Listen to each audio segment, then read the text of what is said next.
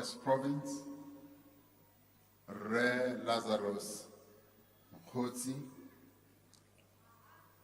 premiers from a number of other provinces who are here present, ministers and deputy ministers, mayors of various municipalities here, the traditional leaders of our people in this province, delegates to the National Council of Provinces, and all of us fellow South Africans. Ke a le dumedisa lotlhe.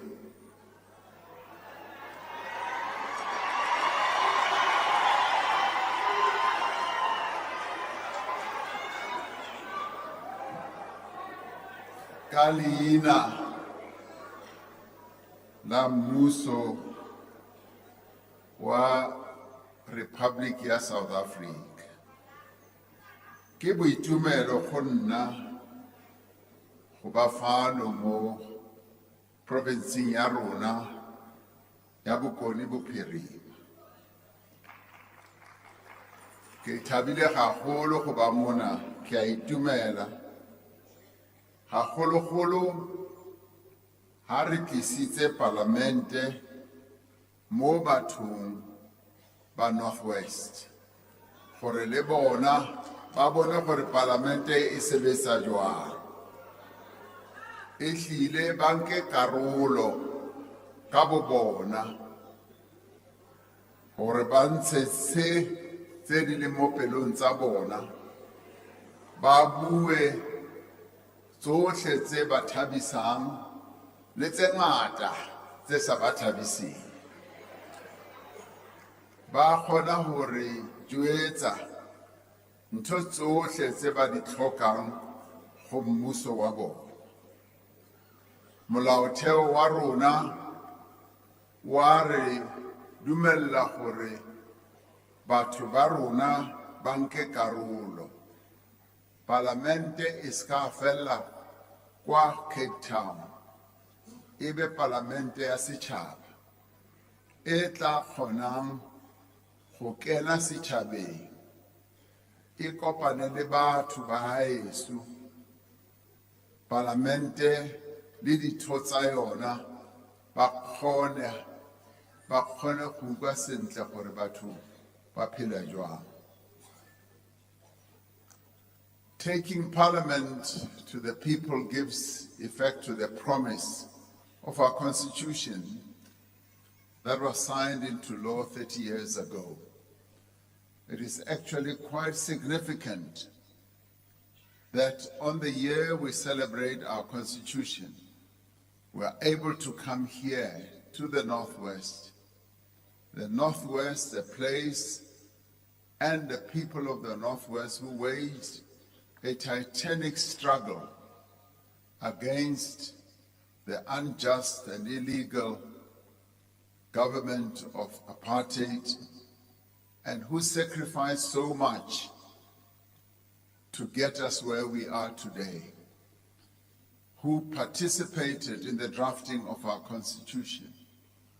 Today, in the main, we have this beautiful constitution that contains the rights of all of us, and the people of Northwest made a real important contribution to have our constitution to be what it is. Ra le leboga lona batho ba mo Northwest.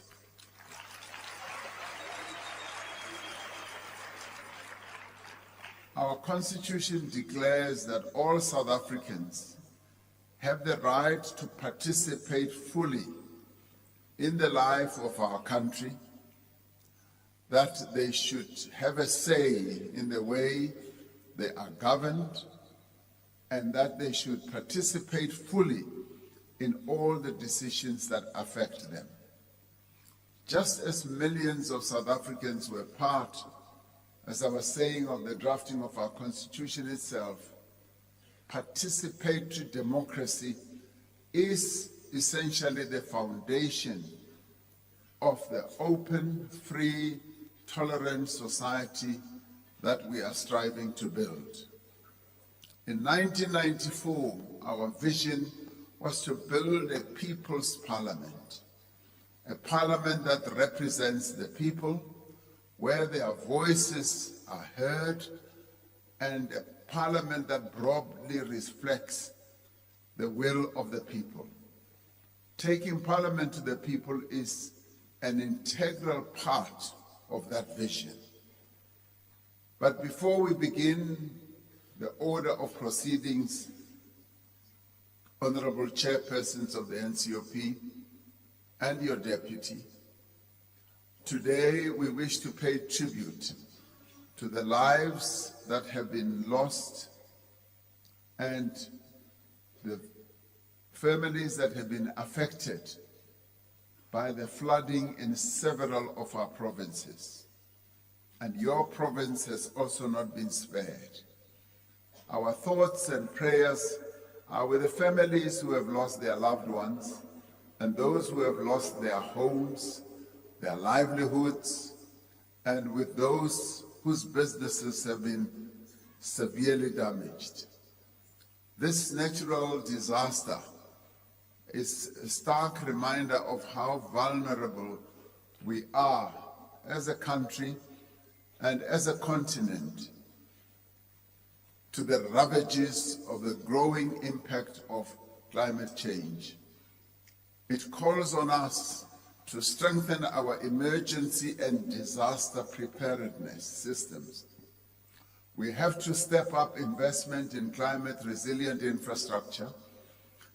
Most of all, we have to be regularly engaging with our communities to keep them informed and empowered to respond effectively when such events occur. The communities also must be ready, but government must be even more ready through its responders, its rescue operators. But clear messages and warnings must be given to members of our communities so that they are prepared. Over the past few days, there have been a series of public events where we've been able to hear firsthand from all of you about the challenges that you are all facing. I am told that those engagements have been productive, they've been deep, they've been thorough, and many people have had an opportunity to speak out and tell members of the Ncop and tell our parliament what their challenges are. Now, this is the important part of our democracy. Our democracy must never be a democracy that is only practiced in Cape Town. It must be a democracy that is practiced beyond also our provincial legislatures. It must be a democracy of all our people. Elected officials are expected to report back to communities on what they are doing to address these challenges. Gantsi, bao ba le ba kgethileng, a ba iphe nako ya go boela go rena, ba tlo le reportela gore ba etsa eng na.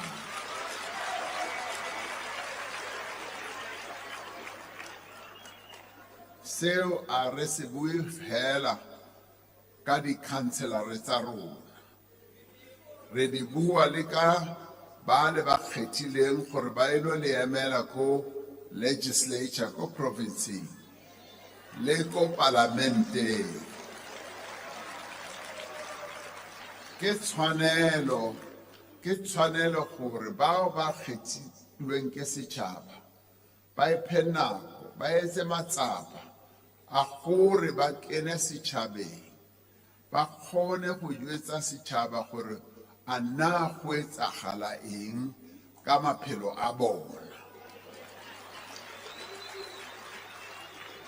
So ke yona ntho e kgolo e botlhokwa e re tshwanetseng gore re lokise.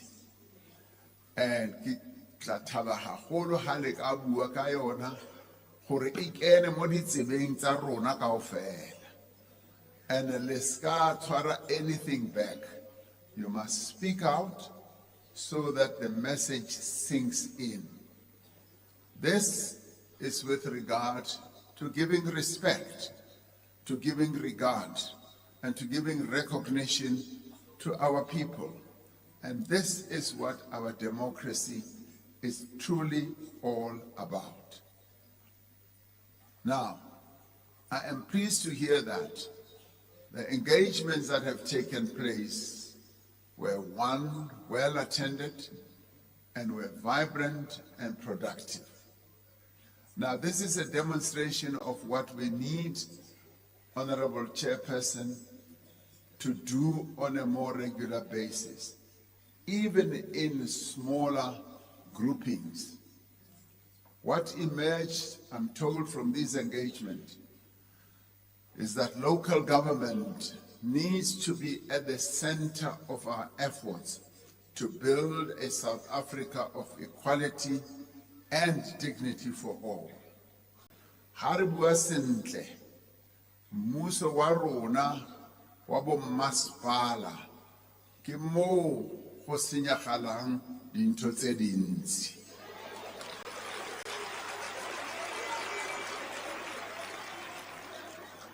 In February this year, in the State of the Nation address, eri bitsang sona kaofela ha rona, ena le leina la yona ba re ke sona, I outlined our plans for the year ahead to particularly give effect to the strategic priorities of the Government of National Unity. Re ile ra bontsha plan ya rona gore selemong se re batla go dira eng. I outlined how we are driving inclusive economic growth that creates more jobs by expanding the productive capacity of our economy and attracting more investment. We are working to tackle poverty and address the high cost of living that is putting a strain on individuals and households, particularly the poor and vulnerable. We are building a capable and ethical and developmental state that is able to deliver basic services that are our citizens' rights.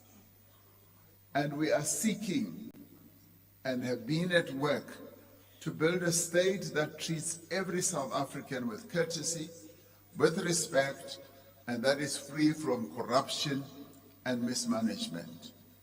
We have also prioritized measures that we need to take and that we are now taking to address the water crisis that is affecting many municipalities across the country.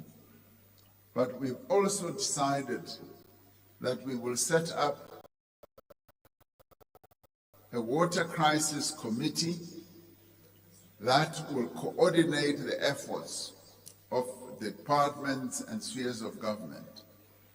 So we are dealing with immediate challenges in most affected municipalities while changing the way that water infrastructure is funded and managed. Now, all this, one of the key priorities is to ensure that we repair the dysfunctional municipalities that are right across our country. Ha re sheba bo mmasepala ba bantsi ba naga e ya geso, re fumana gore bongata ba bo mmasepala a ba sebetse sentle, a ba ise di-services tse tlhokagalang setšhabeng.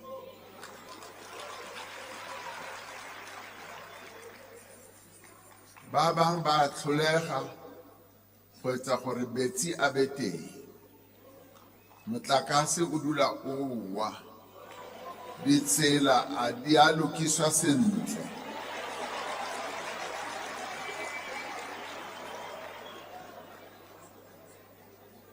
re kry-a gore le basebetsi ba re sebeletsang bommasepala ba rona ba bang ba bona ba botswa ba bona ba bang a ba sebetsi ka tsela e nepagetseng empa le a go le jwalo re na le bommasepala ba 257 mo South Africa. Anong re ikemiseditse gore selemong se ka term e ya government ya rona re ikemiseditse gore we are going to focus on our municipalities and find ways of engendering reforms in our municipalities. And 2 weeks ago, we held a historic meeting of all the mayors of our municipalities in South Africa for the first time to discuss the challenges facing municipalities. At that meeting, we dealt with the one key issue that is facing our municipalities where our people live. It was the problem of water. Knowing very well gore South Africa aina metsi a mantsi. Many of our places a gona metsi. We don't have big rivers like other countries. I often say mafatshe a mang go tshwana le DRC, for the Democratic Republic of Congo, banally the Congo River. The Congo River is 40 kilometers wide. O ka se fetse leeto le o ka letsatsi. Ke tsela e noka ya teng e le wide ka teng. Metsi a teng a matha continuously, day and night. How ka ema ka potsa maka skepe o le mogare o sheba o tla bona o ka re ke lewatle.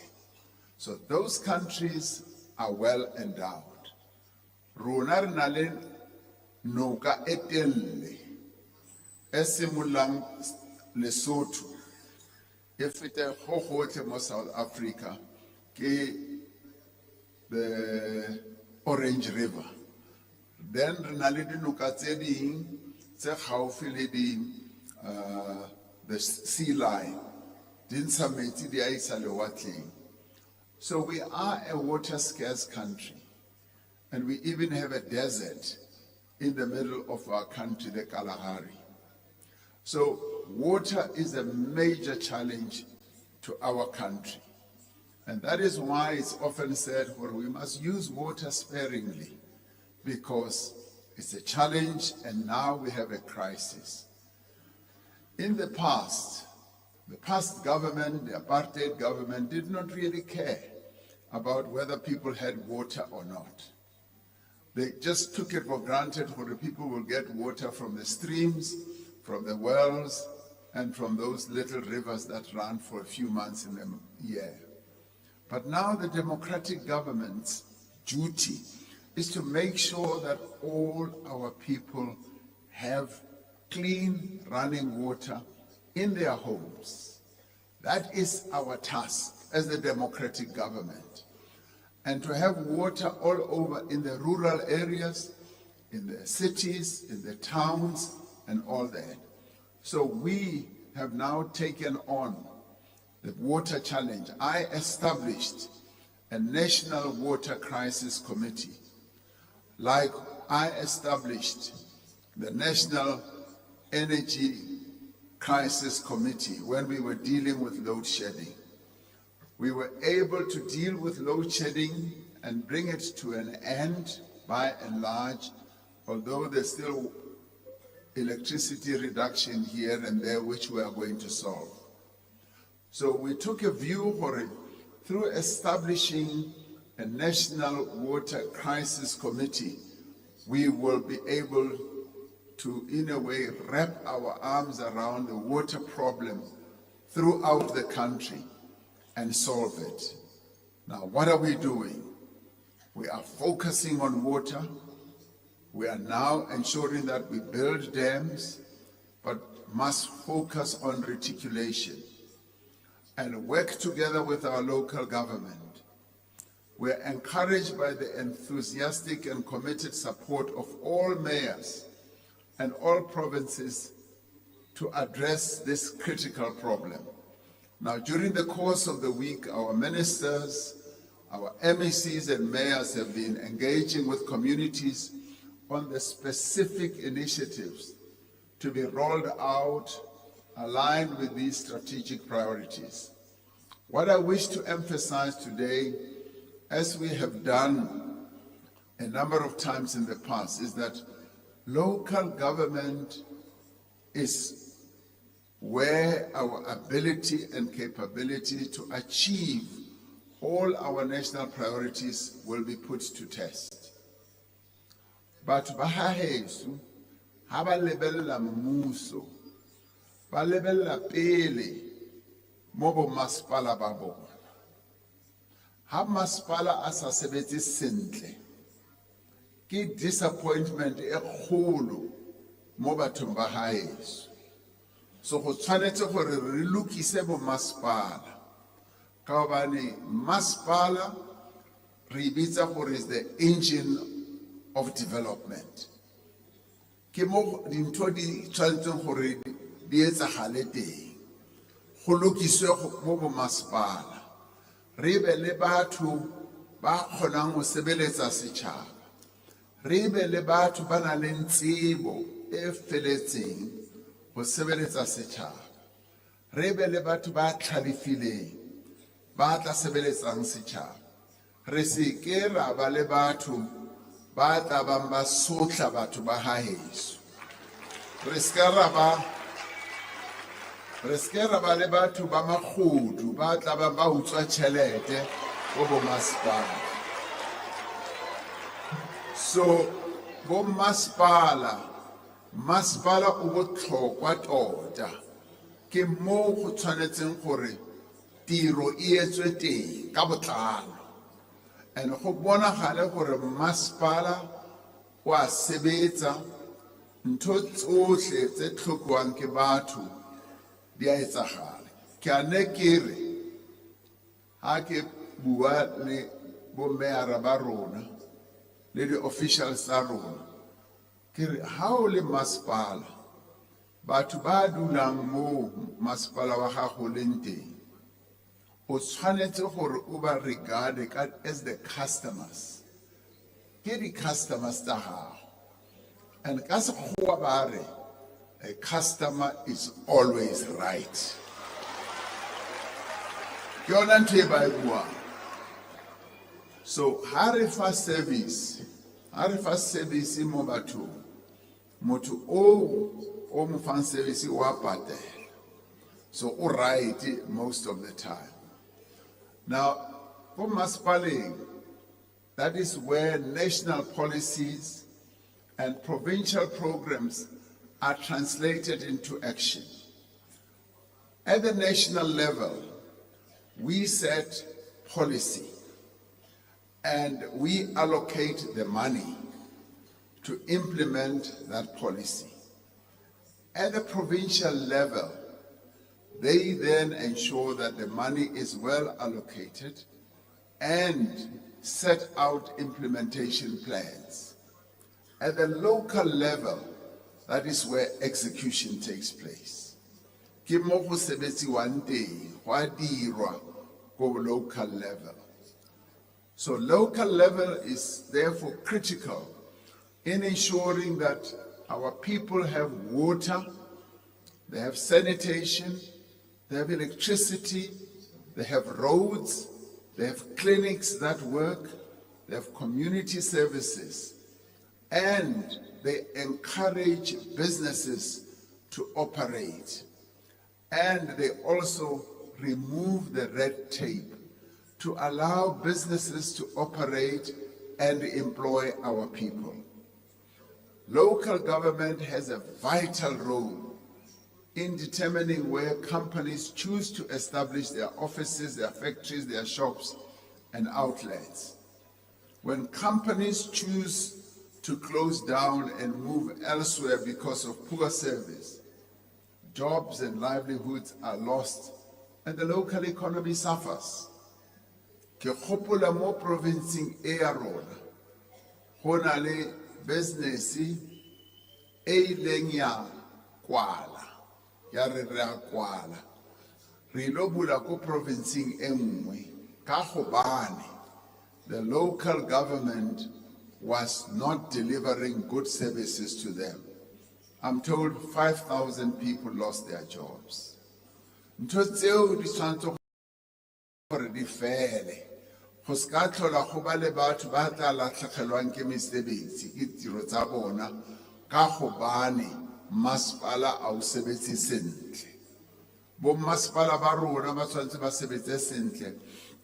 When local government works, when municipalities are well managed and deliver on their mandates, cities, towns, and villages thrive. I have often said when I've go to various provinces, now I see whether local government is working or not by seeing the cleanliness of the town. Ha ke bona go le maswe, go na le dipampiri le diplastiki gotlhe-gotlhe, go na le sewage, le metsi a tsamayang mo strateng, ke mo ke bonang gore no, masepala a o sebetse, ke mo ke bonang teng. Now, ke ane ke botse bao ba tshwereng masepala ke re wena mayor, wena municipal manager, ana o ka phela mo ntlong e sewage e thubegileng teng na wena ke ane ke ba botse ke re ha e le ntlo ya gago wena ka bowena o tla etsa sure gore as soon as pipe e bursta go kena ntho tse maswe ka mo ntlong ya gago, go kena ntho tseo kaofela la di tseba ge, o tla tsoga o ilo batla motho o lokisang ntho eo o e lokise ka gobane o ka seke wa robala mo ntlong e na leng sewage bursting into the house. Ke a ba botsa ge gore why o dumela gore go be bjalo mo bathong ba haeso, o tshwanetse gore o lokise dintho tseo kaofela. So it is important for us to fix local government. It is one of the most important priorities of this administration. Even as local government faces serious challenges today, it has been one of the most effective instruments of transformation since the advent of democracy in 1994. Municipalities have helped to expand access to water and to electrification to communities that had been deliberately excluded under apartheid, including in the most rural reaches of our country.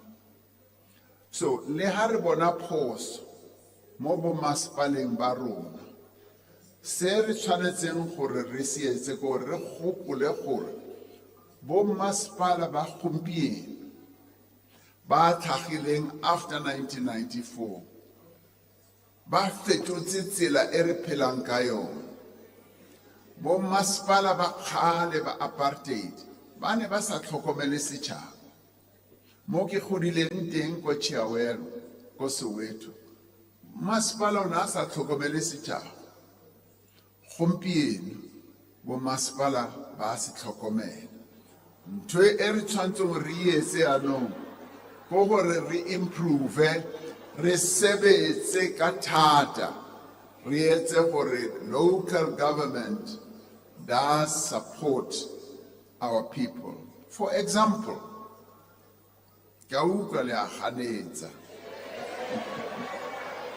no. For example, Le mameleng sentle. For example, ka tlase ga mmuso in the democratic government, we have been able to spread electricity. 93 to 94% of our people today have access to electricity. That is the success that has been achieved by the democratic government. Before that, motlakase o no fitla fela to less than 50% ya batho. So Masipala, working with Eskom, made sure gore go kene motlakase mo re dulang teng. Wa gana kapa o gane, wa dumela kapa wa o dumele, eo ke nnete e sa feleng. Ke nnete. O mamele sentle gape. Ka nako e ya democracy, o mamele sentle. Ka nako e ya democracy, mmuso o wa rona o agetse batho ba almost 4 million dintlo. La di wa dintlo wa bona nako e nngwe di awa.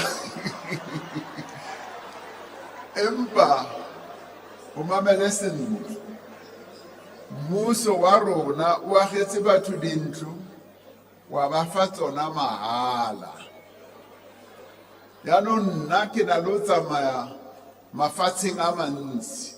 I travel to many countries, and whenever I travel, I ask a lot of questions to my fellow heads of state. I ask them, tell me, how do you house your people? But no, we do build them houses. Do you give them free, or do you make them pay? But no, free, never, never. They must pay. And when I hear that, I think about us, what our government has done over the years. So build 4 million houses, and in latter days we are paying 160,000, 180,000 a house. One time when I was in Cape Town, the MEC for housing in Cape Town says to me, we were going to hand out a house to one of the residents, an old lady who had never had a house in her life before.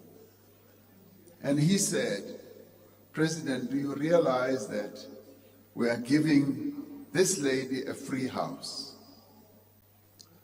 Much as she has never had a house, we're giving her an asset.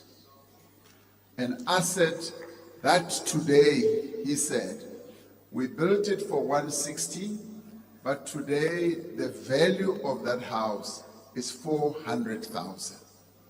So it's 400,000 of an asset that the government of the Republic of South Africa gives free of charge to many of its people, 4 million of those people. So, the challenges that we have in local government are many.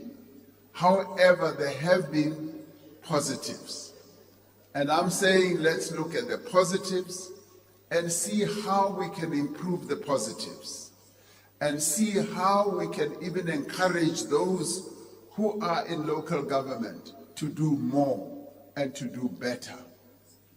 Local government has supported the delivery of millions of homes, as I was saying, built a number of clinics. You may recall, prior to apartheid, we didn't have many clinics. Today, we've got more clinics. We must build more clinics. We must improve our roads, and we must also work on our critical infrastructure. The community work programs that we have has created pathways for work livelihood support. We didn't have community work programs in the past. Now we have them. Not everybody will be able to participate in those community programs, but many are. What do? They give dignity to those South Africans who are unemployed. Local government will be a critical enabler of the most ambitious infrastructure build program in our country's history. You will know that during SONA, we said that over the next 3 years, we are going to be investing 1 trillion rand to build energy, water, transportation, roads, logistics, and other essential infrastructure, including IT. This massive program will create jobs, will support local businesses and supplier development, and will enhance black businesses within our communities, so that those black-owned businesses, owned by women, owned by people with disabilities, owned by young people, can thrive and be better businesses. We are on a concerted drive to attract investment into our economy. And these potential investors need to know that they are bringing their investments to places that have reliable basic services, are well regulated and managed, and that are safe and secure. At such local government as it develops, it should not just support development, it must be the axis on which our entire economy runs. As you have heard me often, I say, when investors come, they don't go and invest at the union buildings. They invest at the local government level. So local government must make sure that it creates that conducive environment where our councillors, where our mayors, where our officials, our municipal managers create that environment for investments to come. Must encourage them, must go and hunt for them and bring them to invest in our local areas. We are determined that local government must rise anew from the ground. Local government, our municipalities must be areas of vibrant activity, where people trade, where people do business, where people buy and sell things, where roads are well structured, where there is a good environment, where there's sporting facilities in the area, and where our towns are clean. And it is important, yes, to have towns that are clean. I've seen a number of them as I travel around the world, and I know it is possible. Municipalities must be able to fulfill their role of building inclusive communities, expanding opportunity, and upholding the dignity of all. To do so, it is not enough to merely paper over the cracks. Simply allocating more budgets on hiring more people is not enough. Important though as this may be, we have to fundamentally transform the way our local government works and how it is structured. The structures developed in the past may not serve us so well anymore. We have to change how local government coordinates with national and provincial government for proper planning. We have to relook at the manner in which accountability and consequence management has been enforced in instances of non-performance. And I often say, people who work for the people of South Africa must perform. If you don't perform, then you must ship out. Then you must ship out. And how senior, how can say so since a Morrison, who is a challenge as a child? There must be consequence management. There must be consequence management. Re ka se ke ra tlogela batho fela re ntse re itse gore one a ba sebetse ba tla mosebetsing ba tlo ja magwinya fela ba beye maoto a bona mo tafoleng ya o mmone motho o a gona ntho a etsang the whole day o bone motho o botswa o bone motho ha kgone le go etsa mosebetsi wa gagwe where you know this person can't do the work. There must be consequence management where you know where somebody is continuously doing the wrong thing. And I remember one time refitile at the town re batla mayor ra re mayor o kae ba re no mayor hae ke 12 o'clock ya go seng mayor o kae ba re no go gae o etsa o robetse so mayor o ya ro etsang kae ke batho ba sa performing. Above all, we have to reclaim the constitutional spirit that is meant to guide all the affairs of local government, where citizens are consulted and actively participate in decisions. Go tshwanetse gore when we effect our reforms, na go tletswa di tender, even an open process. Go itsiwe gore ke bo mang ba tenderang. E ska ba ntho ya gore tlo fuwa ditšhomi. E ska ba ntho ya gore go tlo fiwa batho ba itseng. Batho ba senang bokgoni who can't even do the work. You know, as we travel around, for instance, more human settlement, Minister Simelane Unampa reported uncompleted projects in many places. Huahua Foundation, Huahua Ditina Difitle and it's the end. The people disappear, the money has disappeared. That must come to an end. We cannot allow that to continue.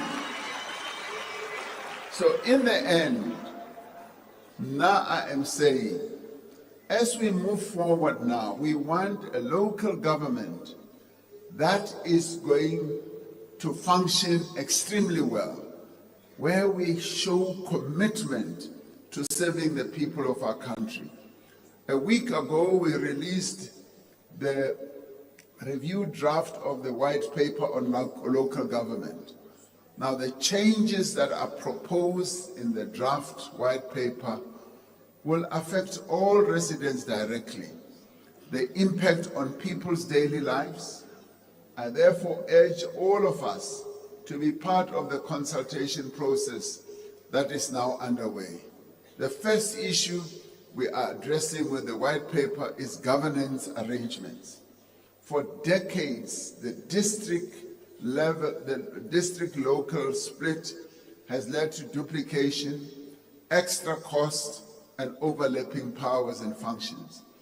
When there have been failures, municipalities have been able to blame each other.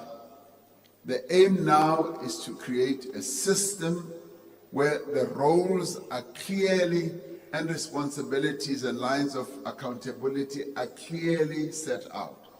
The second issue is to make intergovernmental coordination binding in line with the Constitution.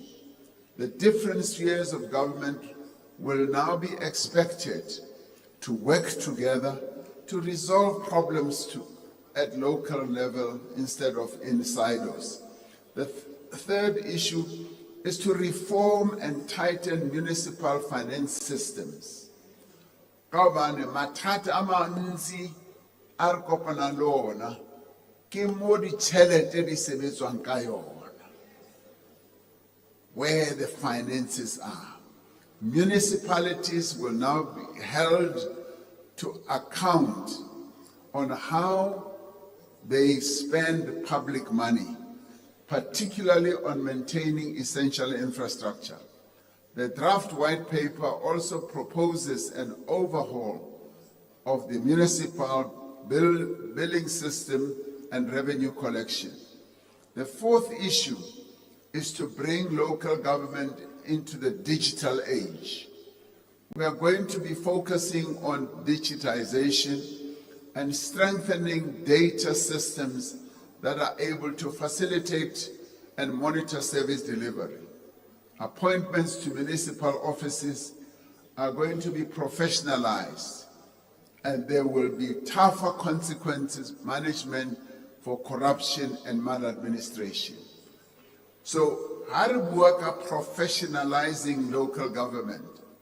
Ke hore re re ho tshwanetse hore ho hirwe batho ba nang le tsebo, e seng batho ba sa boneng ditaba, ba sa di utlwisising,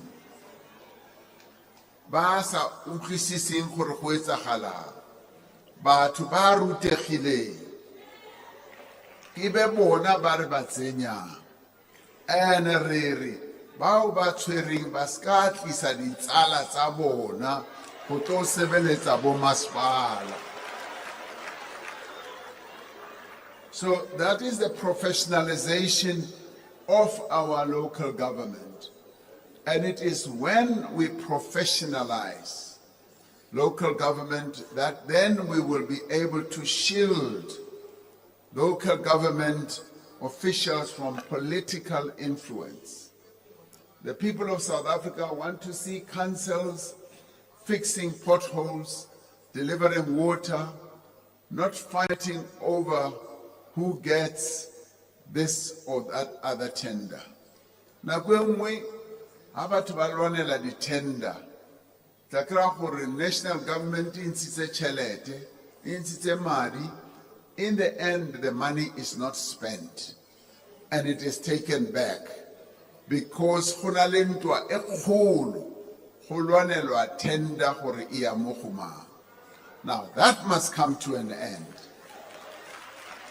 There must be more transparency, so we also must make sure that opportunities are fairly distributed, and distributed not to people with political connections. They are distributed to people who have capability, who know how to do things, so that we can have a well-run government. We must declare the days of patronage and factional politics in local government over. Honali the factions, the group. Hadi Luana, our people are the ones who suffer. Those days must come to an end. Now, the days of those with political ambition colluding with corrupt business people to loot municipalities are now over. You know, when you go to some municipalities, business,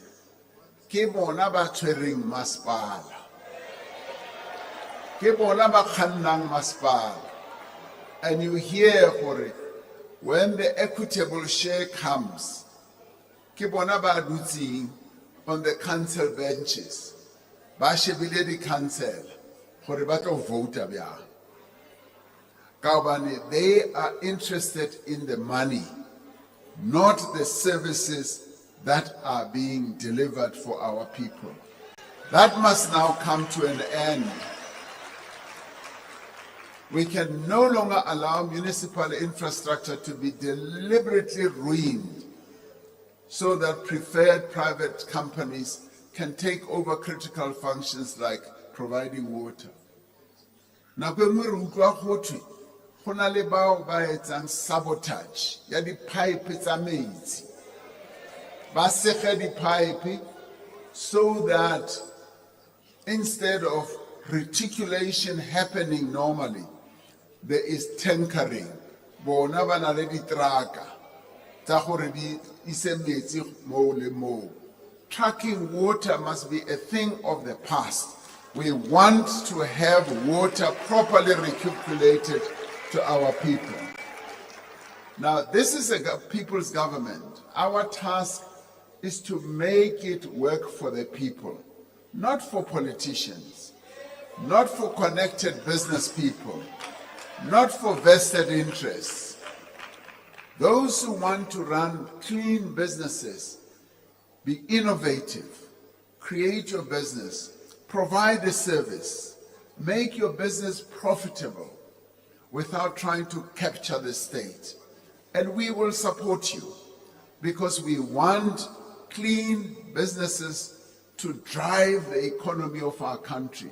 We will encourage you to employ people. We will encourage you to get loans. We will encourage you to open up opportunities. Do not capture our municipalities.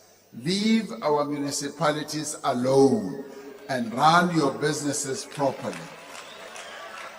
Now, communities, businesses, civil society organizations, and traditional leaders are our partners in rebuilding local government. For too long, municipalities have gotten away with saying that they are committed to public participation because they placed an ad in the newspaper, had a public hearing, or because they have a complaints line. Meaningful public participation in local government must be a structured partnership.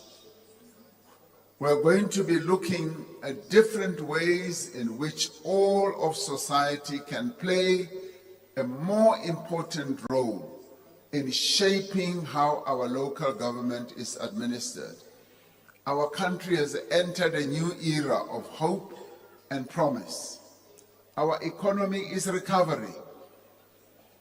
In spite of what is happening in the Middle East, that is sending jitters all over the world and threatening to lower the growth rate of many companies, of many countries. Investors are increasingly seeing South Africa as a favorable place in which to do business. And we must focus on attracting them, doing everything we can to bring investors in. Go out and reach out to them. Interest them in our local areas. Interest them in our municipalities.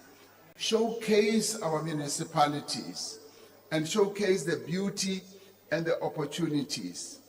We cannot be bringing them to a very dirty town in our municipalities. They will not come. They will just walk away. Investors want certainty. They want a well-run municipal area, and they want a well-run government. Over the past few years, we've faced many moments where our resolve has been sorely tested, including a global pandemic and an energy crisis. But working together, we have been able to weather those storms and emerge stronger, just as we have seen in recent days with South Africa's opening their hearts to the victims of the floods. We are a resilient people, capable of overcoming even what may seem to be insurmountable. Now, that is why now I have no doubt that we will fix local government so that it can assume its rightful role and place as the beating heart of our democracy, where lives are improved and transformed. It must happen at local government level. As the National Council of Provinces, as the National Assembly, as provincial and local government and our legislatures, right across the entire apparatus of the state, let us ensure that taking parliament to our people doesn't end here. We must take our people's concerns back to our offices, our legislatures, our councils, but more importantly, we must act on them. Now, when the next session of taking Parliament to the people comes around, we must be able to show what we have done. This is about restoring confidence and trust in our government and our democracy. A government based on the will of the people is the promise of our democracy. It is the promise of our constitution, and all South Africans must be determined to honor it now and into the future. This is the time for all of us as South Africans to work together to correct what is not working well. And it is at local government where we must start and make sure that local government works for our people, and in the end that all of us must feel proud about the towns that we live in as residents. Thank you, Chairperson of the Ncop.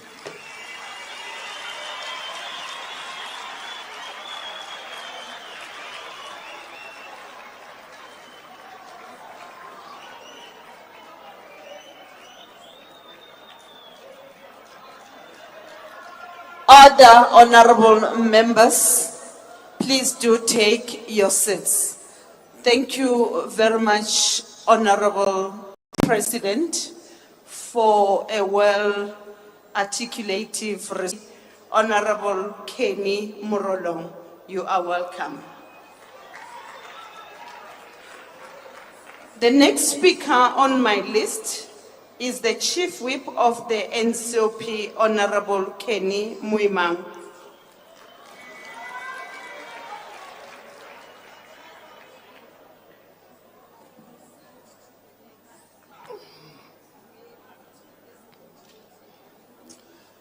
Ke tlotile modulasetulo wa ntlo ya bosetšhaba ya kgalo ya diprovince.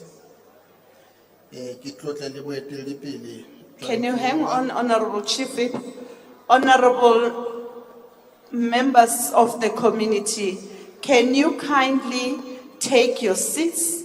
If you want to take a comfort break, please do that swiftly without making noise, because you are disrupting the proceedings. Ka kopo tle re a le kopa bagaetsho. In the African National Congress, we present and debate this report with a firm belief that for the majority of our people in KK, the 30th anniversary of our Constitution is the story of hope, as it represents the collective heritage of resilience and victory, nation against adversity, as demonstrated by a collective commitment and loyalty to the Constitution, with its transformation vision and agenda to heal the historical injustices of the past, which inspires hope. On the other hand, there are challenges that we were able to observe and also reflect on as we embarked on our oversight visit. Indeed, we in the ANC entered this debate inspired by one of our own, the revolutionary legend of our anti-colonial struggle, the late president of the African National Congress, Oliver Reginald Tambo, who once said, "Ya monopola, tell the truth, only the truth, and even if it coincides with your adversaries." Honorable Chair, the African National Congress that you lead, President, with honor and dignity as a selfless servant of the people, is second to none in pursuit of the truth as a revolutionary virtue propagated by the late Oliver Reginald Tambo, even under the most difficult circumstances. Mr. President, I stay here confident that the story of the outstanding achievements of the South African government under the leadership of the African National Congress over the last 8 years will go down in the annals of history as unparalleled among the former colonized developing nations of the world for many generations to come. Indeed, the building of an inclusive, people-centered, transparent and accountable democratic local government is among critical achievements of the ANC-led government over the last 3 decades. Jaaka o tlhalositse Presidente, we have broadened the provision of basic services, di tshwana le motlakase, metsi, le go naya batho sanitation facilities. By the way, in the past, ban ba sena dilo tse. The ANC has never shied away from taking responsibilities for unintended consequences of some of its policy choices, including apologizing to our people of South Africa for such choices. It's a people's movement, Honorable House Chair, with accumulated experience of 30 years of governance and a party of unparalleled superior vision to lead national democratic transformation. The ANC has embarked on fundamental policy reforms to fix local government, as the President has indicated. Jaaka tlhalositse review ya 1998 white paper, President o e tlhalositse sentle. So se tshwanetse re se tlhaloganye ke gore re batla go bona jaaka President tlhalositse re na le local government e le gore is professionalized, and ga se hela at local government level. Parliament, the President has assented to the bill, to the act, to turn the bill into an act of PAMA, and also the amendment to the Public Service Act. So the same attributes tse le gore ke di cornerstone tsa the amendment to the Municipal Systems Act, ke tsone tse le gore di mo amended Public Service Act le Public Service Administration. Honorable Chair, according to official reports, among the causes of the delays in certain areas that we have visited was the issue of disjointed planning. In certain areas, you will find that there are interventions that are made. An example of that is Matlosana N12. But at the same time, Matlosana N12, Kuma Hostel, baagi ba teng ba na le tenese ba le mo le ba letetse gore ba kgone go tloya tulo e maleba.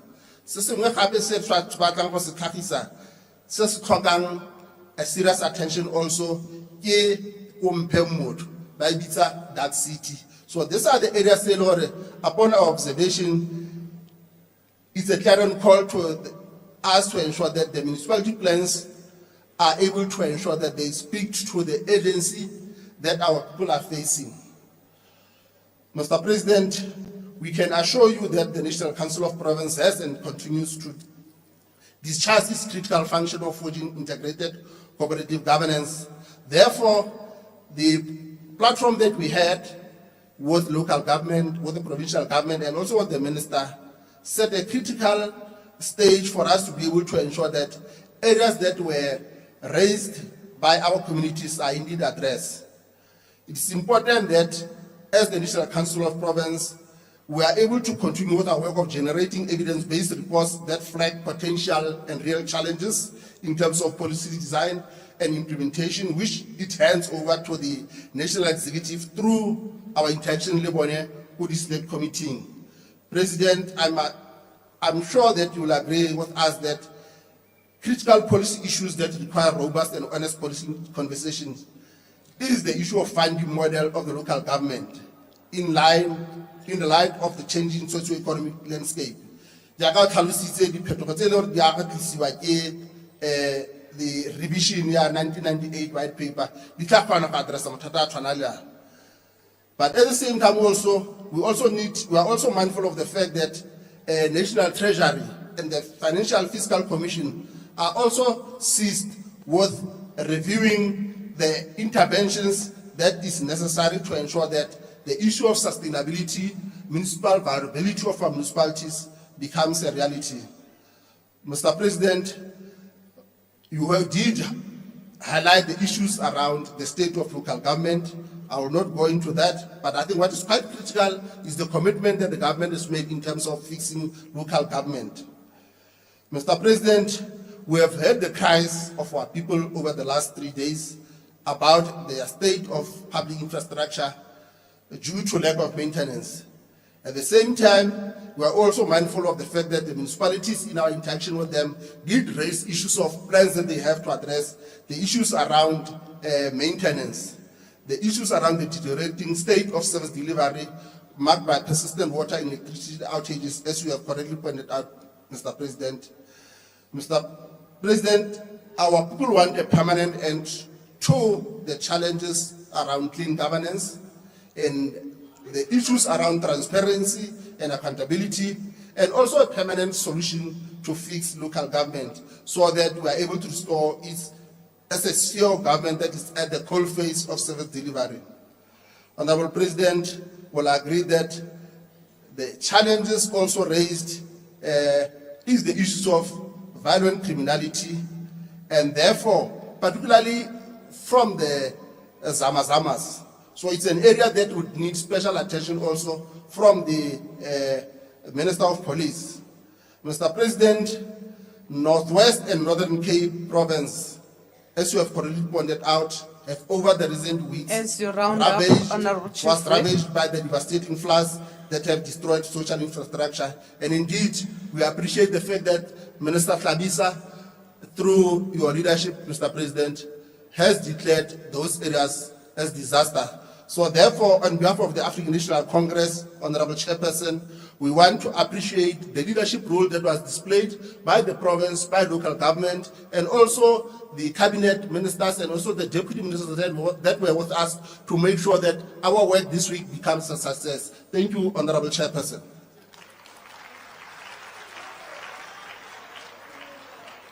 Thank you very much, Chief Whip. We are now proceeding. Slow collapse, and sometimes not so slow, of dignity itself. Mr. President, I've seen communities forced to live in sewage spills, collapsing roads, unsafe infrastructure, power failures, and water shortages, or no water at all. In municipalities such as Matlosana, Joburton, to be more specific, and many other areas, residents navigate roads that resemble moon craters rather than streets. Families wake up to sewage flowing into their areas and their yards, in their houses. Businesses struggle to survive amid failing infrastructure and rolling power outages, leading directly to job losses. As crime escalates, convictions remain a pipe dream filled with sewer, all while basic municipal functions collapse.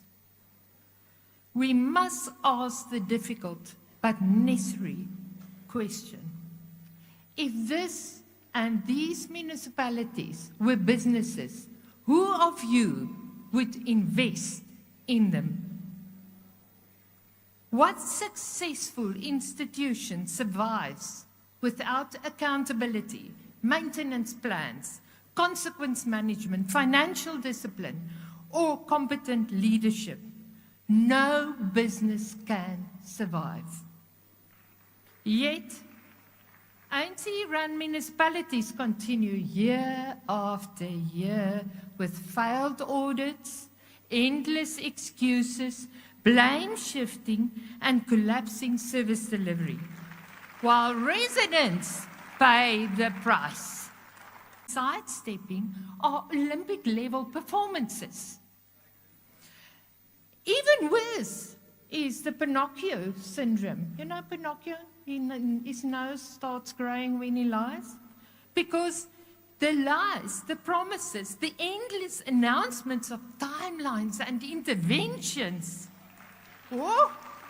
commitments are repeated, yet communities return home to broken service delivery. It is important that we realize that in Northwest, across the Northwest, the Auditor General exposed irregular expenditure, poor finance controls, and infrastructure failures. This is not just an administrative failure. It's a betrayal of constitutional obligations.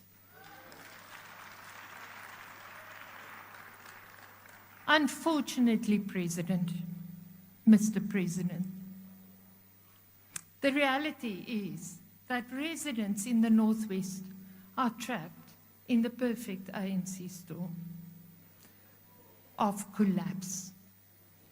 Failing infrastructure, rampant crime, sewer spills, power outages, water insecurity, and financial mismanagement, all feeding into one another while our communities lose hope. As Joseph's story warned, and I'm loosely refraining this, a feeble execution of our plans is but another phrase for a bad execution, and the government ill executed. Whatever the plan and promises may be, must in practice be a bad government. I thank you.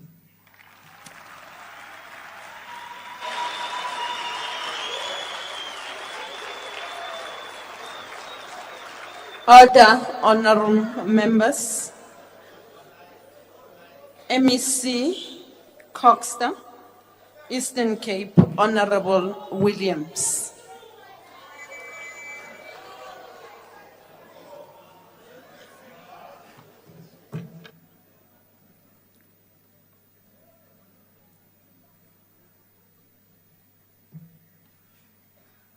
Thank you very much, Honorable Chairperson of our National Council of Provinces, His Excellency the President of the Republic, Honorable Premiers of various provinces, Speakers and Deputy Speakers, Deputy Ministers, MECs, the President of SALGA, executive mayors, traditional leaders, honorable delegates and members of the House, the people of Bokone Bophirima, Honorable Chairperson, this debate, as led by His Excellency the President, reminds me of our shameful past,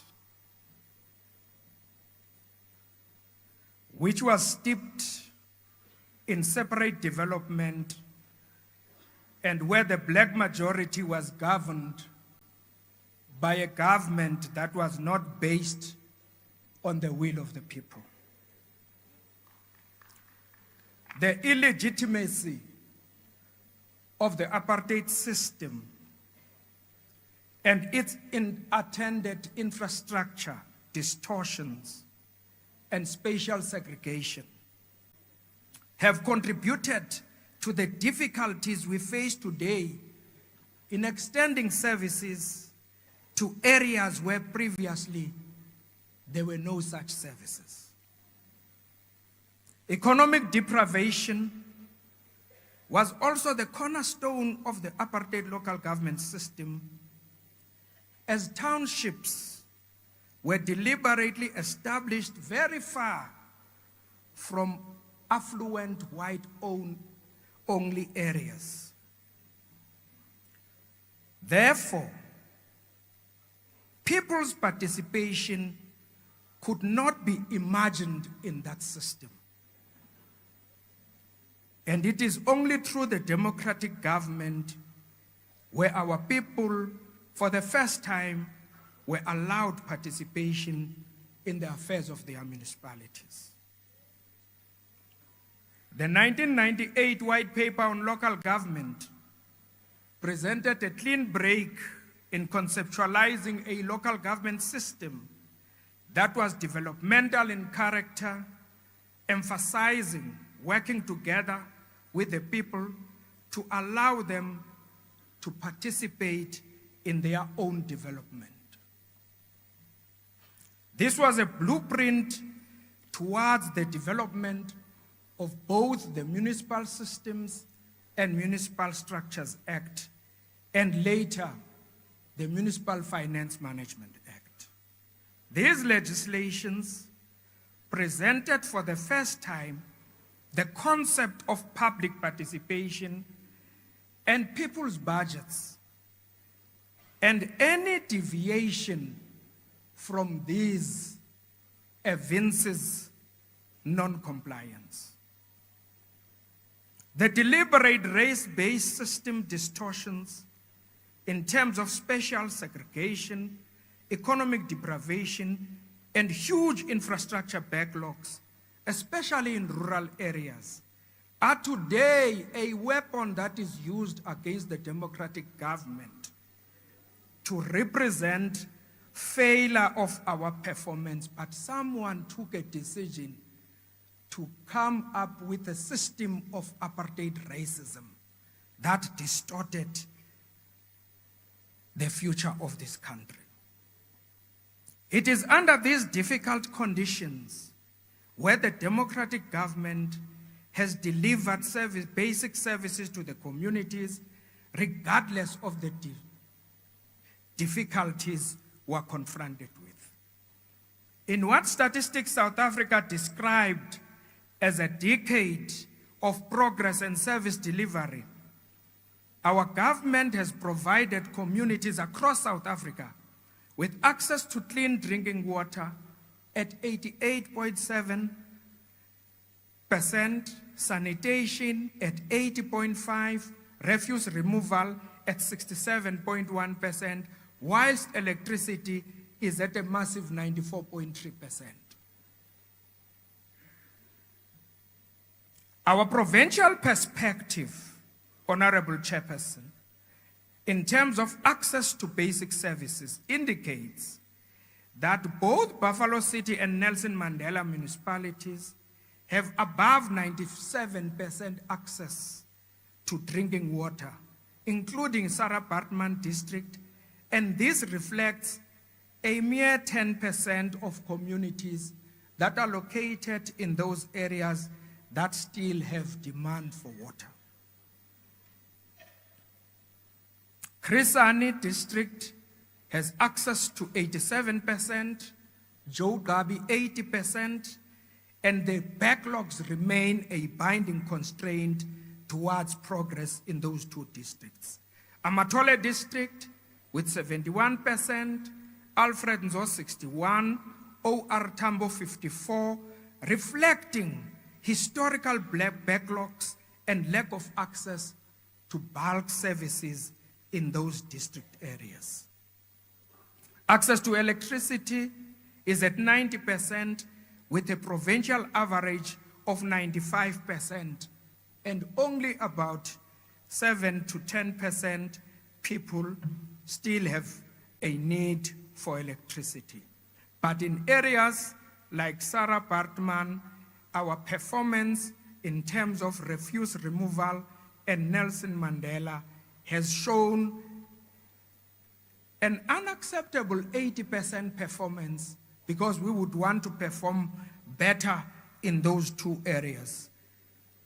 These statistics describes that, albeit that we have encountered deliberate and man-made deprivations of services by other human beings, we have worked hard to bring services to those disadvantaged communities.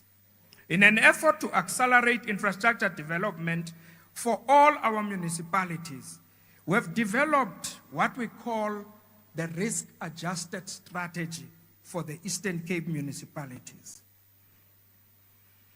And this strategy is aimed to manage the whole value chain of project initiation, project feasibility, approval, procurement, and project management.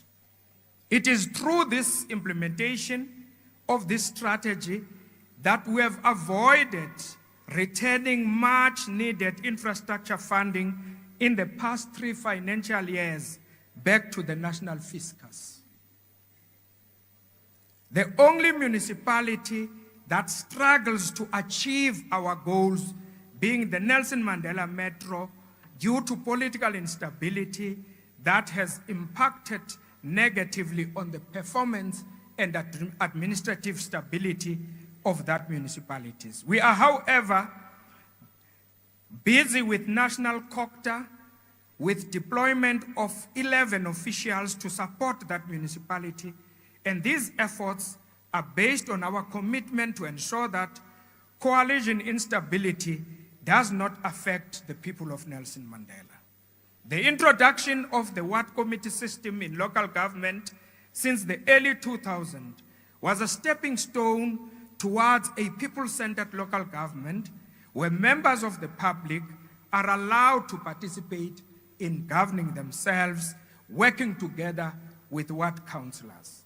The development of 5-year integrated development plans and budgets to effect such plans are inexorably linked with the democratic government's philosophy of participatory democracy, where our people and communities work together with the municipalities to define their own destination.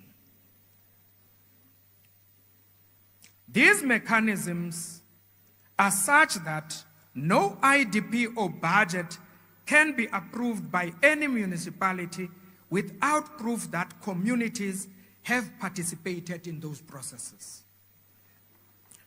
These are legislated processes that ensures that a people-centered and consultative local government system that is primed to deliver to our people is achieved. We have again, as the provincial government, introduced a booklet with a package of standard operating procedures that explains step by step why electricity networks are not upgraded and a myriad of other municipal functions that must be performed. We want to enforce that municipal officials understand the business of running our municipalities by getting out of offices. And this strategy pushes them out of offices so that they can understand the lived realities of our people. You can't manage what you do not understand.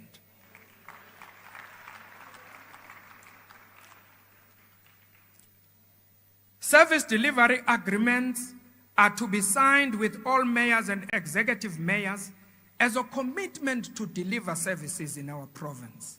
In the same vein, we appreciate the President's initiative of Operation Vulindlela, which is a catalyst for municipal infrastructure development, as our infrastructure in municipalities is dilapidated and unable to absorb the pressure of growing communities, resulting in exorbitant maintenance costs. A people-centered local government is an institution that is primed to deliver to communities. It's an institution that communicates effectively with the people when delivery challenges are confronted. It is a people-centered local government when it is well governed with good audit outcomes, which is able to account for financial management and resources at the disposal of the municipality. It is an institution that has the best interests of communities at heart and that can bring about trust to the people. This is the minimum we would want to achieve so we can fulfill the dream of a better life for all. As I step down and conclude, let me congratulate the People's Movement for winning Ward 20 in Matlosana. And this indicates that our people still believe in the ANC as an agent for change. Thank you, Honorable Speaker. Thank you very much, Honorable MEC. The next Honorable Member to participate in this debate is the Honorable MEC for Sports, Arts, Culture and Recreation from the Free State, Honorable Sifuba, who has 10 minutes.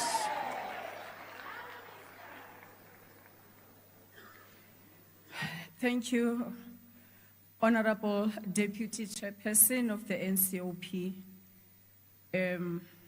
Honorable Chairperson of the Ncop, His Excellency, the President of the Republic of South Africa, President Cyril Ramaphosa, Honorable Permanent and Special Delegates of the Ncop, Premiers here in present, members of Executive Council, Deputy Ministers, Councillors, Mayors, distinguished guests, Bomme, Libontate, Sichaba, Sabukoni Bupirima, Sichaba, South Africa, Kakakarezo.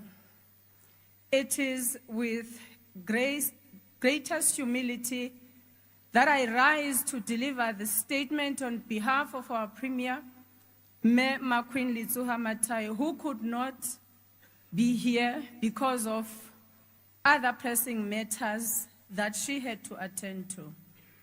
Honorable Deputy Chairperson, guided by the clarion call towards open court, ensuring a people-centered local government towards building better communities, close quote, as articulated by the Honorable President during his address to this August House. It is our considered view that we need to be reminded of some undeniable basic truths. In doing so, let us conduct a bit of a quick historical reflection.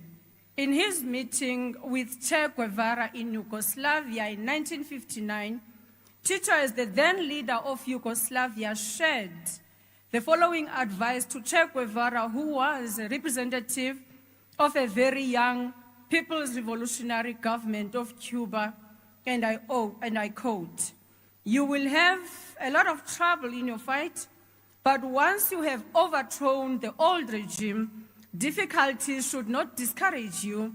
It is harder to maintain power, but you will succeed if you persist. Of course, it is important that you do not make a big mistake now and that you go on gradually, step by step, taking into account the international situation, internal possibilities, and the balance of power. Some things you will need to keep for better times. You need to stabilize now," close quote.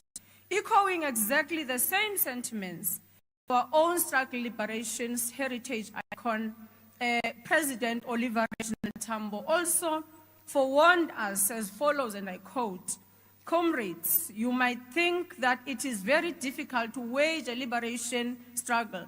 Wait until you are in power. I might be dead by then. At that stage, you will realize that it is actually difficult to keep the power than to wage a liberation war," close quote. Honorable Chairperson, as we reflect on the challenges that confront us, particularly at local government level, we therefore need to not wallow in self-pity and sorrow. We need to come to terms with the reality, as warned by the independence fighters, that transformation is not a mere walk in the park. You have to keep walking, you have to keep fighting, you have to keep struggling, because the transformations is not a once-off, it is a journey. And until we have reached what our own people were promised, the journey is not over. The above invocation of the stalwarts of the struggles for independence is cogent at this time when we celebrate 32 years of our democratic dispensation, as well as the 30 years anniversary of our Constitution. The journey we have traveled and the path that we continue to traverse as we continue to traverse into the future, indeed continues to be characterized by enormous headwinds. However, to be oblivious to the reality that much has changed and that a lot continue to be done to change the life conditions of our citizens, would be to suffer from what Frantz Fanon characterized as cognitive dissonance. Honorable Chairperson, as the Free State, a microcosm of South African society with its own peculiarities, we are alive to and honest about these challenges that continue to confront us, particularly at local government level. These challenges can broadly be outlined as follows in what Ferre framed as solution-seeking pedagogy. Firstly, we need to address financial management capacity and capability in our municipalities. Necessary financial management skills have to be attracted particularly to some of the peripheral and rural localities. Secondly, the consciousness around interconnectedness between governance and service delivery has to be inculcated or intensified. Municipal good governance and administration must be the bedrock upon which service delivery imperatives are constructed. Our municipal administrators have to be alive to this interconnectedness. Thirdly, prioritization of service delivery as a constitutional right of citizens, not by way of exercise, but must be seen as a mitigation against discontent and potential trigger for a revolt against the constitutional democratic state.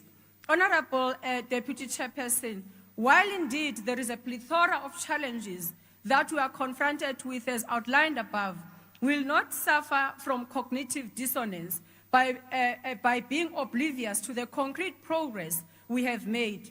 In coming to terms with the challenges, as we have outlined them above, we do so in order to simultaneously determine solutions to those challenges in the problem-solving orientation. We therefore are proud to report the following milestones that we have recorded in our province as part of continuous quest to obliterate the historical legacy of about 4 centuries of colonial apartheid rule that we seem to be encouraged to forget about. We are pleased to report that we have since implemented all the recommendations of the Joint Oversight Committee since its visit to our province in July 2024. This includes imperatives of submission of annual financial statements of all the municipalities except 2 who could to meet the 31st August deadline of submission of annual financial statements. Section 139 interventions have been instituted in municipalities, among other imperatives, to address these challenges. Section 106 investigations were carried out in 1 municipality and disciplinary proceedings instituted to ensure consequence management. Where we have instituted Section 154 interventions, such as Kopanong local municipality, the municipality has continued to improve its key performance, and the number of paragraphs on material irregularities has decreased considerably since Section 154. Honorable Deputy Chairperson, audit readiness and performance has been prioritized through the appointment of 3 financial experts, and working sessions were conducted with municipalities in February and March 2026 to bring these municipalities up to scratch with audit and governance requirements. We are building on positive audit performance we have experienced in other municipalities. Ditlhabeng local municipalities improved from a qualified to an unqualified audit opinion. District municipalities in the Free State, including local municipalities, Tswelopele, Sitsoto, Pumelela, local municipalities, have received unqualified opinions, and we are now challenged to move them to clean audits. On recovery plans and municipal performance turnaround strategies, we introduced some municipalities that includes Machabeng local municipality, which is one of the key municipality, the provincial government, together with National Treasury, has finalized its recovery plan. Honorable, as I conclude, Honorable Deputy Chairperson, the challenges of the moment should not overwhelm us and make us not to see the tree from the forest and the forest from the tree. We must demystify the myth that it is all doom and gloom. The positive lessons from the milestone we have made in the Free State must serve as a beacon of hope for that more can be achieved, and indeed more will be achieved if we all work together in unison and in conflict. I thank you, Deputy Chairperson. Thank you very much, Honorable MEC. The next person on the order paper was from the Economic Freedom Fighters, and I'm told that he is not in the House. So we shall move on to the next contributor to the debate, and that's the Premier of Gauteng, the Honorable Lusufi, for 10 minutes.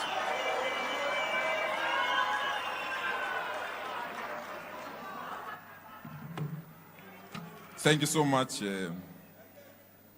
Deputy Chair.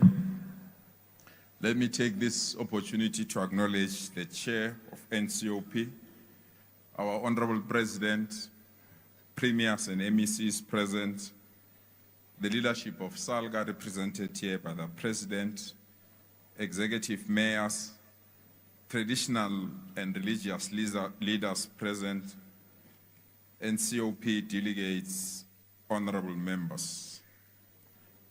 Honorable Deputy Chair, on behalf of the Gauteng Province, I thank you most sincerely for the opportunity to participate in this debate.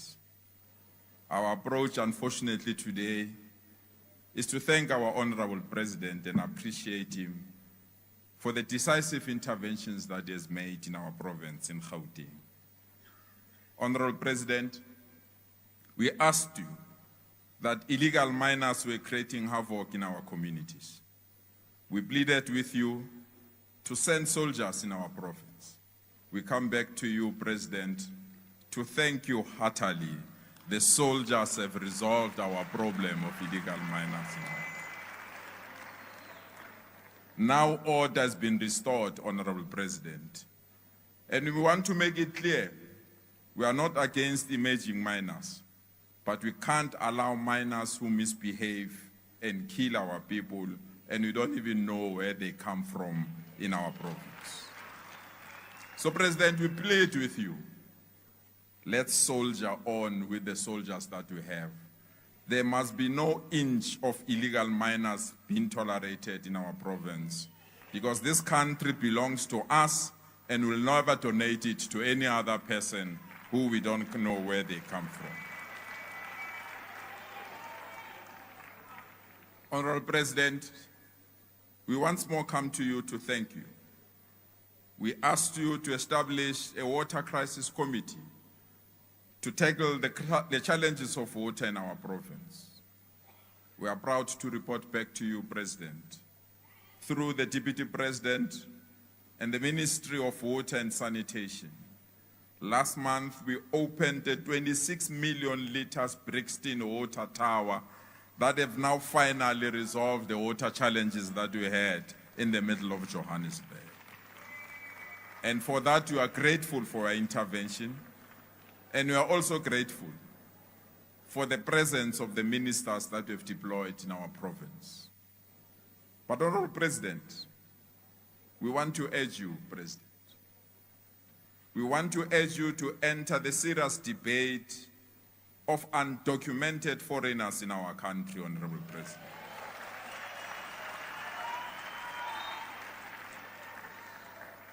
Our cities, Honorable President, have seen unprecedented marches of citizens raising concerns about undocumented immigrants. Ours is to state this clearly, Honorable President.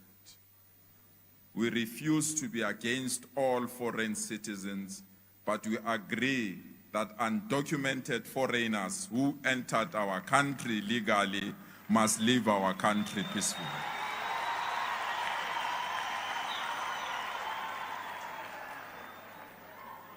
Once more, President, we want to make it clear we are not against foreigners, but we can't tolerate people we don't know how they came in our country, what they need in our country, what they are doing in our country, and where they stay in our country, President.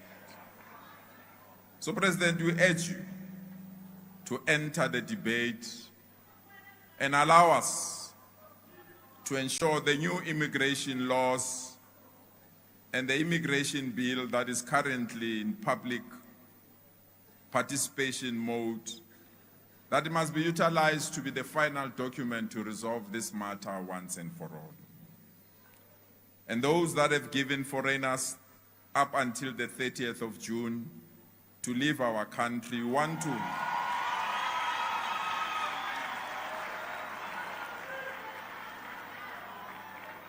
to emphasize the point that this must be done orderly and through the processes of the law in our country. President, let me take this opportunity to thank you, President, for intervening with the Minister of Social Development. But we want to urge you, President, don't stop there, President. Don't stop there, President.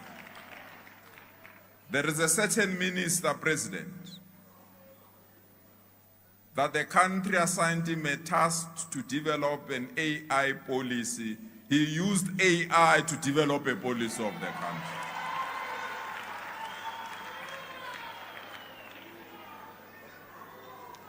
Then they have the audacity to come here, Honorable President. There is a member here representing the Democratic Alliance, came here to say, cry the beloved Matlosana. She forgot to say, cry the beloved country where policies developed through artificial intelligence.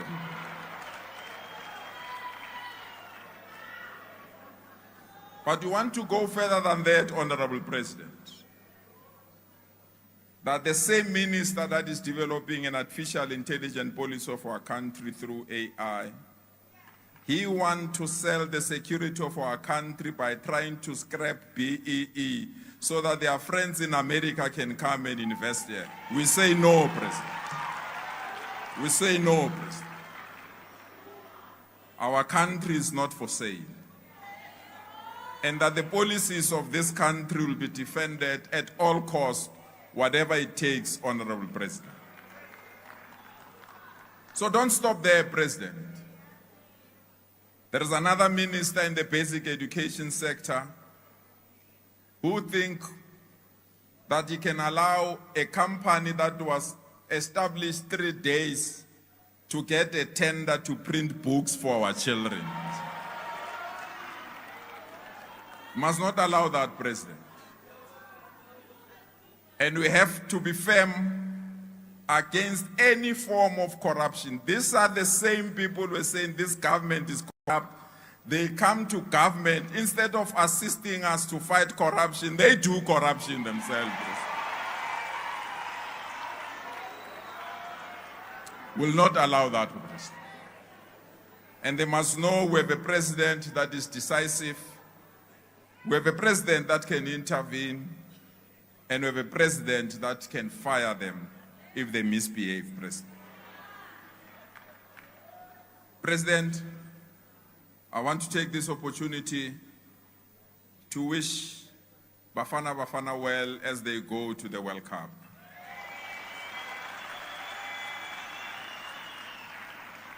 We say to Bafana, Ndizani Bafana, bring that World Cup back home where it belongs. Thank you so much for your attention. Thank you very much.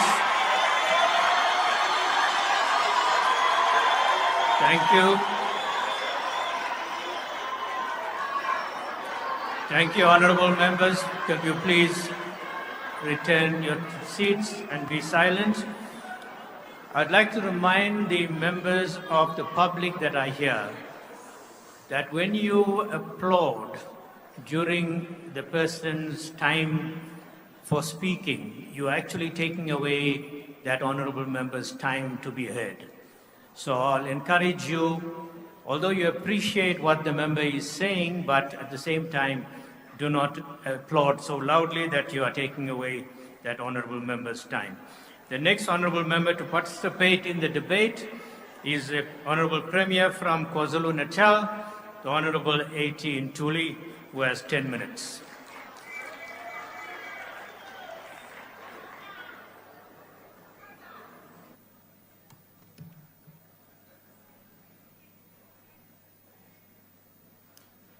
Thank you very much. Deputy Chair of the Ncop, His Excellency the President of the Republic, Honorable Ramaphosa, the Chairperson of the Ncop, fellow premiers, honorable members, representatives from SALCA, fellow South Africans. Chairperson, this debate takes place at a defining moment in our democratic journey. As South Africa enters the 2026 local government election year. This is significant because local government remains the sphere of government closest to the lived realities of our people. Local government elections are therefore far more than a constitutional event. They are a democratic accountability mechanism through which citizens assess leadership, demand better governance, and shape the future of their communities. That is why today's theme, ensuring a people-centered local government towards building better communities, is both timely and urgent. A people-centered municipality is not defined by compliance reports, but by whether citizens feel heard, respected, and served with dignity. In KwaZulu-Natal, we understand clearly that local government is where the legitimacy of the democratic state is tested directly. For this reason, the 7th administration deliberately shifted away from a narrow compliance-driven model towards one centered on performance, accountability, institutional resilience, and measurable developmental outcomes. 22 months into office, we can say, with humility and realism, progress is being made. The number of distressed municipalities in our province has declined from 7 to 2. Stable municipalities have increased to 21. No municipality is under Section 139 intervention compared to 4 a year ago. 37 municipalities achieved between 75% and 100% of their service delivery and budget implementation targets. Audit outcomes have improved significantly, with no municipality receiving a disclaimer audit opinion. These are important indicators of progress. But stability is not a transformation. 31 municipalities remain at risk, service delivery remains uneven, and public frustration remains real. Citizens judge government not by audit reports, but by lived experience. That is why our reform agenda must be measured not only by governance indicators, but by citizen satisfaction. Honourable members, our progress has been driven by differentiated intervention model. Municipalities face different risks, therefore require different forms of support. Through Section 154 of the Constitution, we have strengthened support where capacity can be rebuilt and intervened decisively where governance failure required stronger action. We have also seen the Presidential eThekwini Working Group enhancing stakeholders' collaboration. And indeed, in eThekwini, there are still challenges, but we have seen a significant, progress in terms of addressing issues in that metro in our province. And we thank His Excellency, the President, for the vision to establish such a strategic partnership to solve the problems in local government. We have also restored executive accountability. We have treated municipal performance not as an administrative issue, but as a strategic governance priority. Together with the Executive Council, we have instituted structured oversight performance platforms where municipalities account for governance failures, audit outcomes, and recovery plans. Just on Wednesday, 13 May, we have engaged 10 municipalities who are the major contributors to the UIFWE with an intention to find areas of support. We also understand that a truly people-centered local government must also be participatory. That is why we have strengthened ward committees, war rooms, revitalized Operation Sukumasake, and deployed municipal rapid response teams. 38 municipalities now have highly functional ward committees. 45 municipalities have operational rapid response teams. We have also deepened the integration of traditional leadership into governance. Approximately 98% of municipalities now have Amakosi participating in executive structures. In KwaZulu-Natal, this is not a symbolic. It is strategic governance rooted in community legitimacy, especially in rural underdevelopment. However, we must be candid. Financial sustainability remains a major challenge. Weak revenue collection undermines service delivery.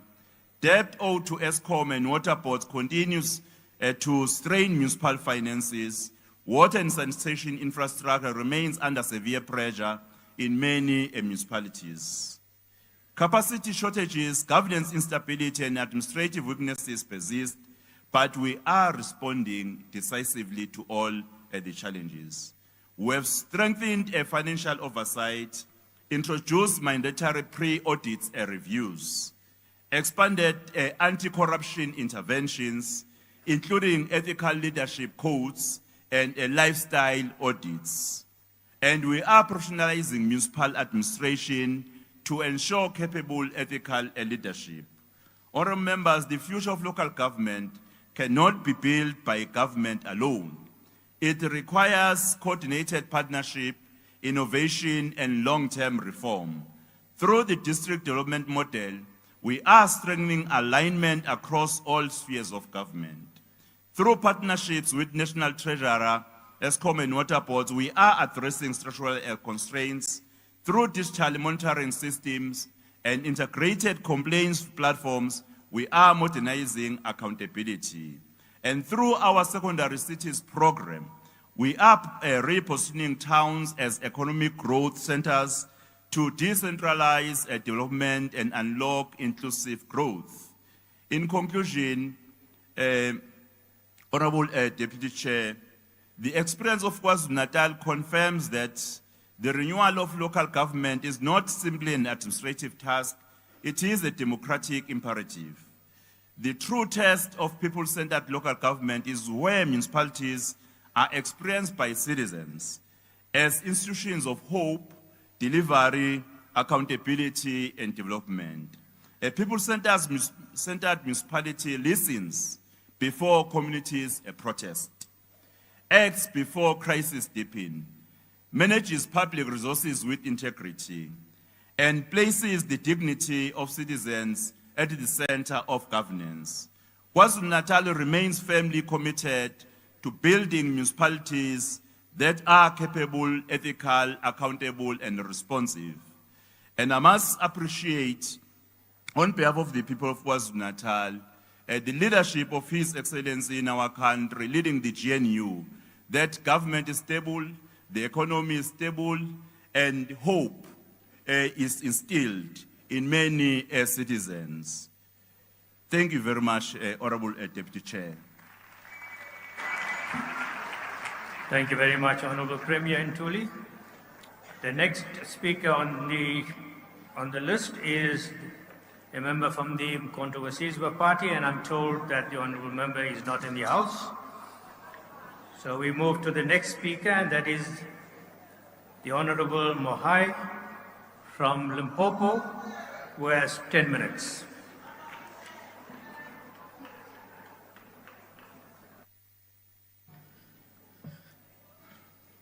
esteemed chairpersonship of the Ncop, Your Excellency, our President Ramaphosa, honorable delegates to the Ncop, ministers and deputy ministers present, premiers present here, speakers present here, MECs present, the President of SALGA, mayors and executive mayors, distinguished ladies, distinguished delegates, ladies and gentlemen.